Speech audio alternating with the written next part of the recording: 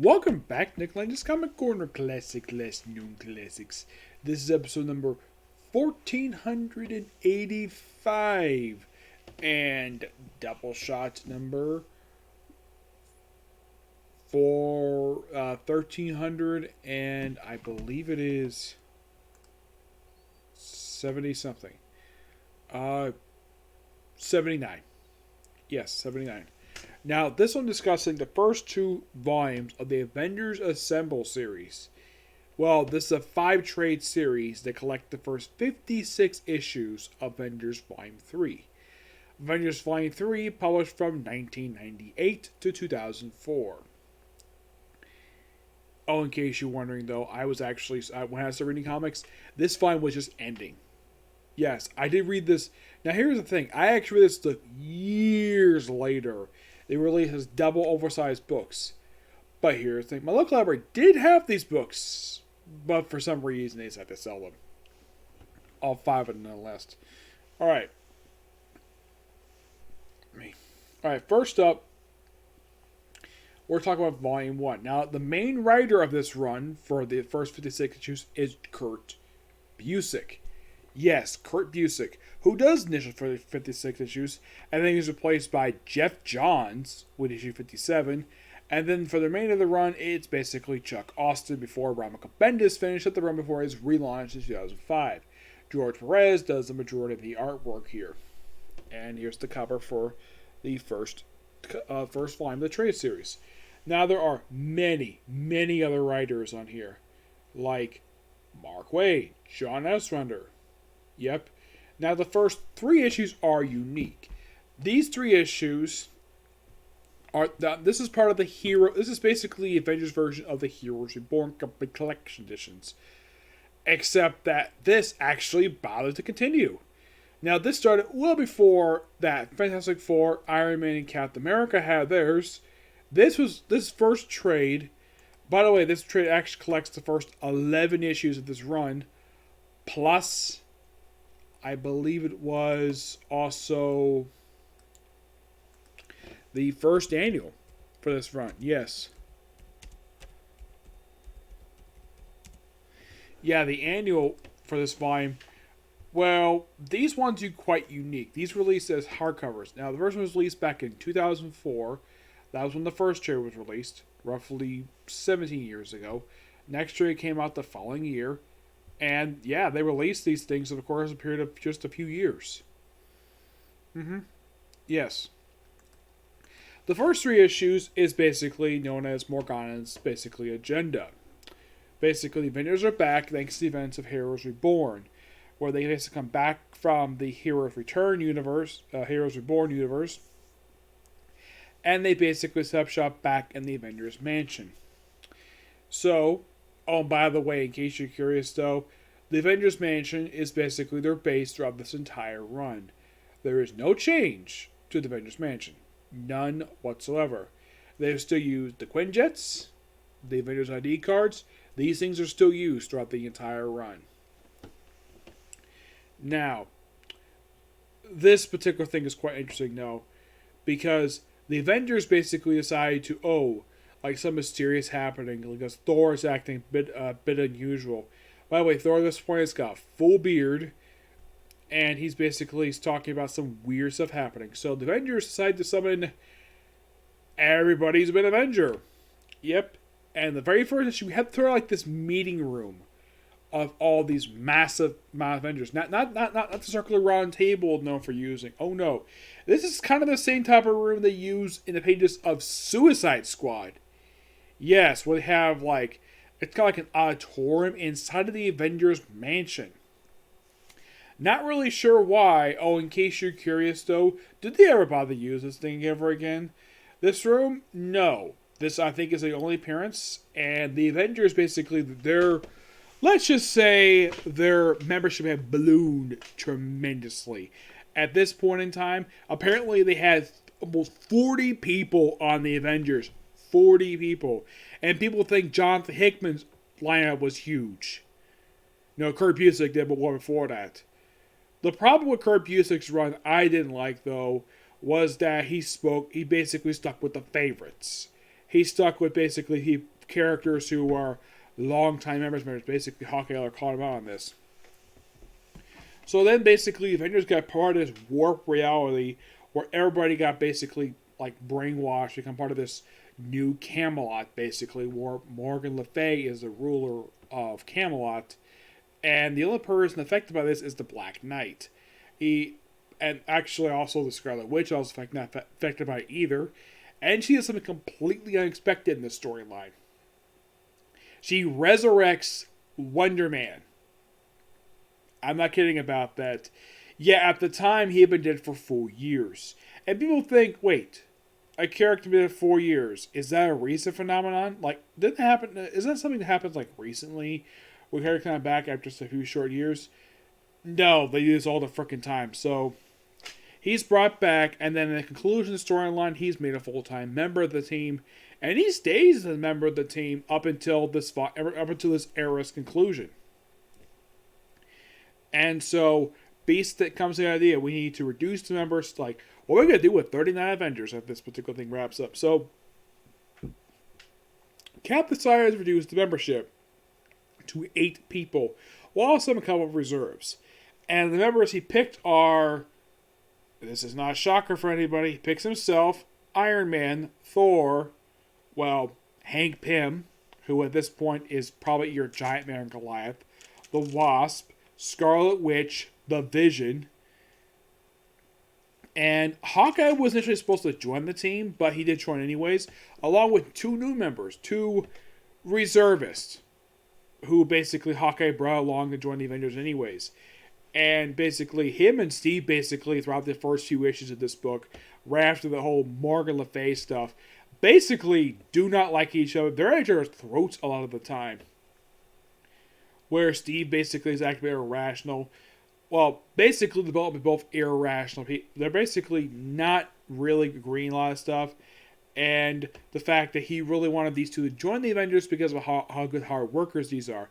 These 2 do join the Avengers as reservists. And what 2 people are? Firestar and Justice. Yes, these 2 become prominent players in this run. Yes, and these 2 would definitely stay throughout the entire run. They actually never leave the team. So, with membership all set, they decided to basically deal with basically a mission. Until they're confronted by the Squadron Supreme, who claim that they're fake Avengers. Yes, this is a plot thread that basically lasts for a few issues of this book.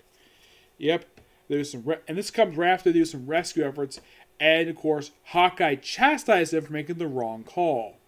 Basically, having Hawkeye help rescue workers instead of, help the rescue people. Yes, he basically openly chastises them for that, though they managed to burn off the steam, basically have a sparring match, if I just mentioned later. Later on, they go to Project Pegasus, and once again they're accused of being fake Avengers by a character known as the Blue Shield, who Hawkeye refers to as a second-rate superhero. And then Miss Marvel, who's a member of the team at this point, I think she's a reserve member, yeah, she basically talks to a security guy who she knew when she first joined the Avengers. Yes, ask him, do you remember when you tried to fingerprint me? He's like, yes. Do you remember the next time, you remember what I said after you did that? That would break your wrist.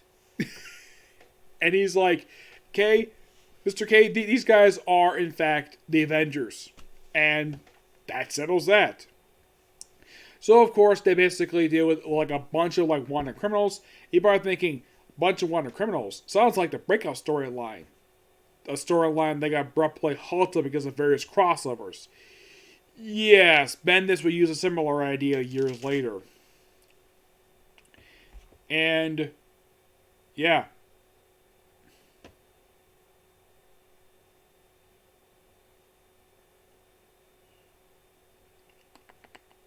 Yeah, he used the idea years later. Yep. We use that particular concept. Now, is there anything really interesting things aside from the whole bogus Avenger stuff? Well, we also have the famous meeting room table. Something that, this is basically the circular meeting table. Let me show you it off here. That's it right there. And here's something interesting, though, I should point out, though, about the Avengers.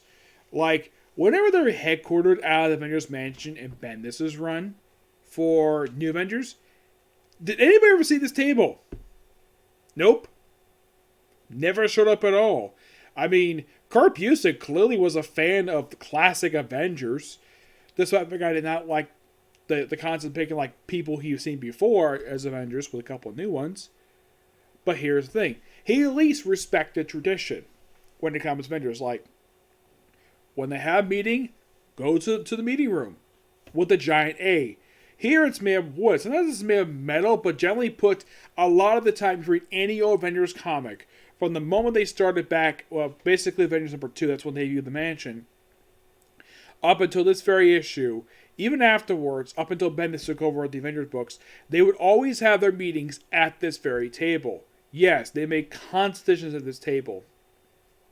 Heck, it was this very table that the Division basically ordered Hawkeye to start the West Coast branch of the Avengers.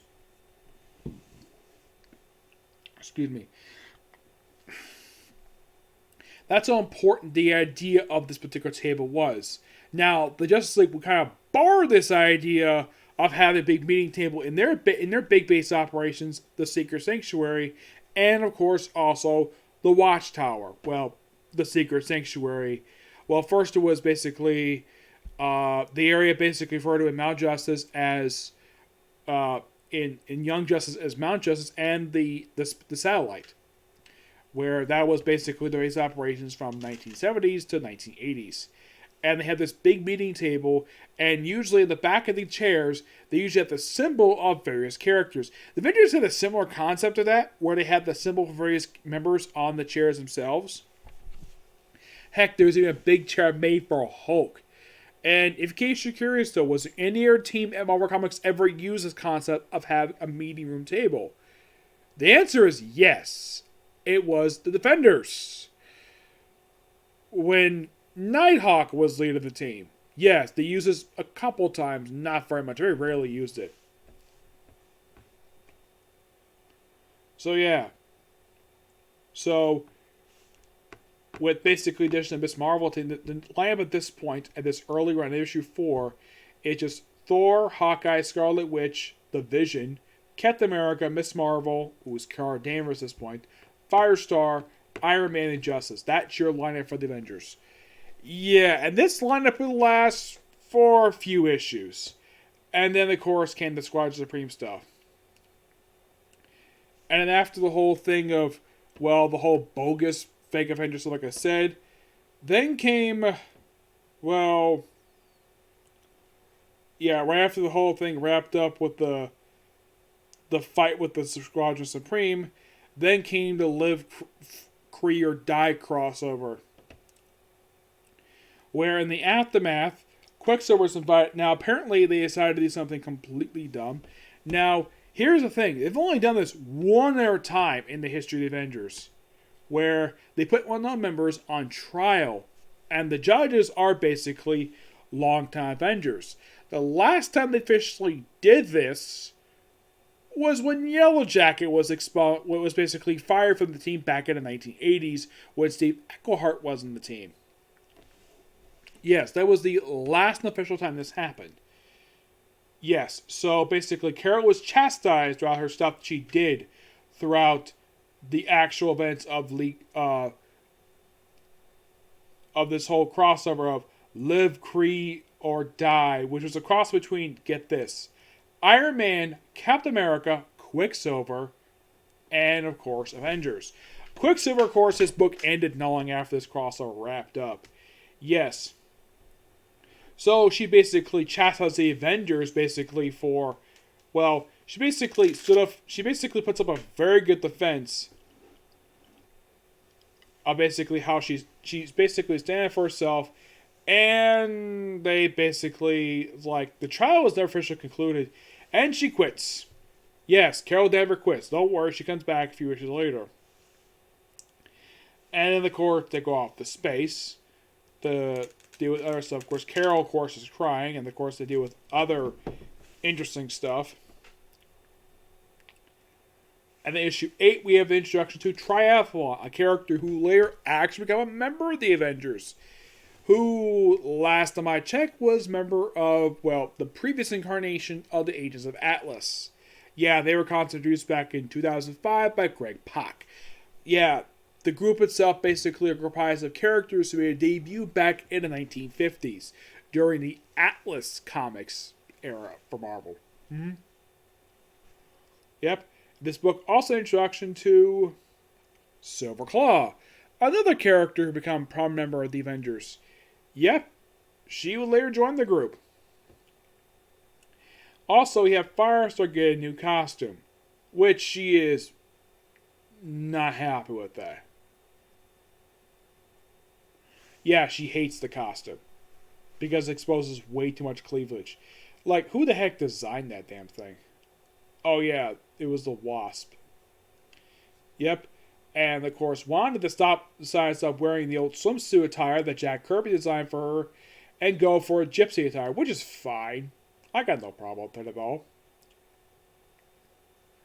Yep.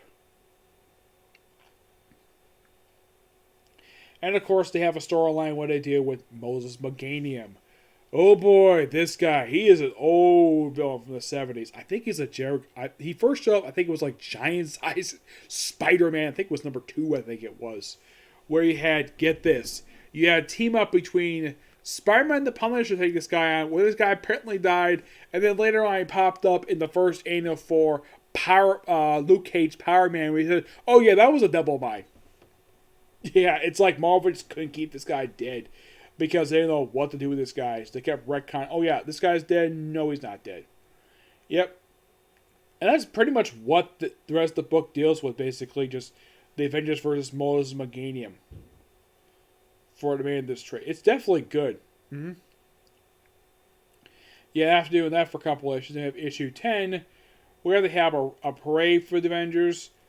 Well, and then, of course, basically various flashbacks. We have various villains, like just looking back at it. And then we have, get this, the Grim Reapers showing up, forming a new Legion of the Unliving with the late Captain Marvel, Dr. Jude, Hellcat, Mockingbird. This is not actually Mockingbird. This is actually the Skrull. Bendis retcon. This was not actually her at all. No, she never died. The Swordsman and Thunderstrike. And, well, they basically beat the crap out of these people. And you think they'll, oh yeah, the Avengers are done? Not really, no. They're perfectly fine. And of course, eventually they do defeat, well, the Grim Reaper, and those dead Avengers go back to being dead. And that's it. Yep. I give this book a 9.5 out of 10. It's a great start for this run. Now moving on to book 2. Where it is, let's see if I can get that. There we go, okay. Here's volume 2. Where, yes, it's still done by Kurt Busiek and George Perez. Also, a couple of issues in here are done by John Moore and Jerry Ordway. This book collects issues 12 to 23 Avengers Volume 3, issue 0, and Annual 99. Yep. There were also some artwork in along with Steedman and Leno Price more. Now, the opening issues of this particular trade, the very first issue, which is a double-size anniversary issue. Yes, issue 12 was the anniversary issue. No, this is not the only book they did it with. They also apparently did it with Amazing Spider-Man, and I believe they did it with Thor, Iron Man, and Captain America as well when it came to this period of time. They basically love the double-sided issues. Or basically have Hawkeye leading the Thunderbolts. And I love this page, George Perez. It's a great looking page of basically Vision Comic table. This is basically like a classic nod to other old Avenger comics that basically George Perez has done. And, well, and of course, we have Firestar, which you kind of alter costume a little bit red in the attire, just so she shows off more skin. And discover microwaves, basically to check up on her. She's, well, perfectly fine. Yep, and the whole thing about issue 12, it's just a crossover with Thunderbolts. Yeah, a one-issue crossover. Yep. And Hawkeye is off the team now. Yep, he is off the team. And then we have an extra. Well, then we have the annual, where you have the Avengers. Well, and this is done by John Francis Moore with this really not that good artwork. Yes, for some reason this annual had this artwork. Oh my gosh, like what the heck is this? Yeah. So this is just the Avengers, just well, chatting and dealing with some kind of crisis. There's a cameo by Spider-Man on the paper. Just well, it's almost like very much like a nothing annual. Like nothing much happens in this annual. You got good character development here by Kurt Busiek. Got great writing here, but not much happened. Just some superhero stuff. Not a lot here.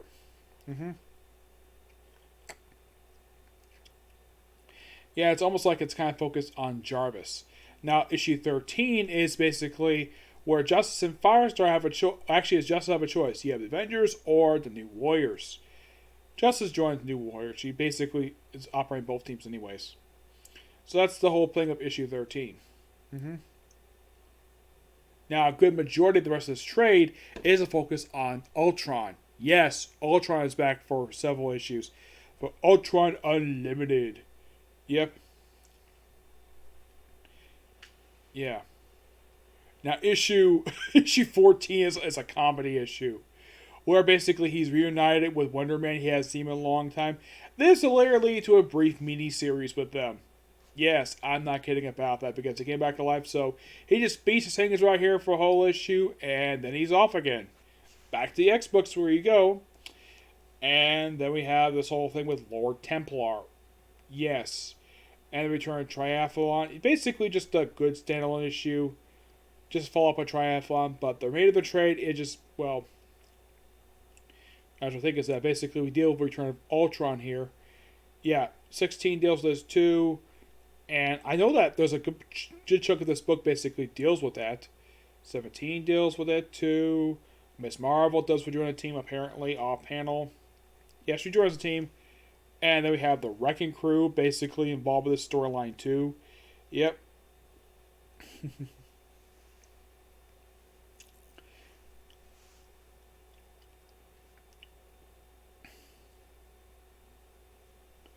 Yep. So,